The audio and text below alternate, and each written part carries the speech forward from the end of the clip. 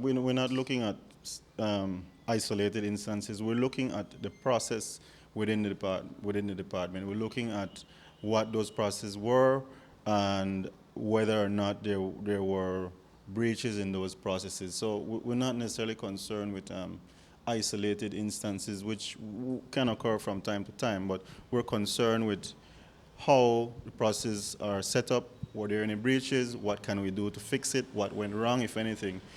So we're looking at a general view of the entire process. So But you concede that those specific instances added up together add to a result rather in the kind of processes and things that you're looking at. of course, if you have one issue coming up over and over and over again, then it points to a problem with the process itself. But so it's not. But the answer to your question was whether or not we're going to look at an isolated case, and that's not the point. We're looking at a specific case. We're looking at where the overall process was failed, if at all. So that's really what we're looking at.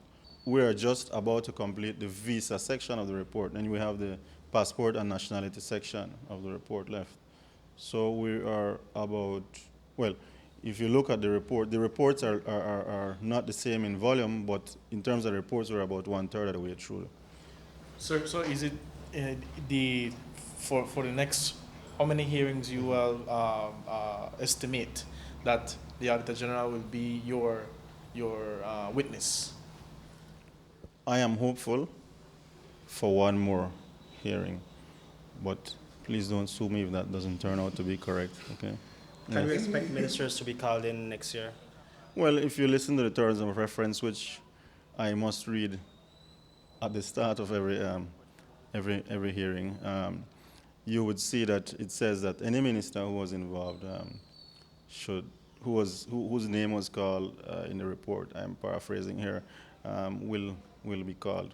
But really, that depends on how the committee itself sees the progression as to when anybody will be called. It really depends on how the committee sees the progress. So we can expect anybody to be called.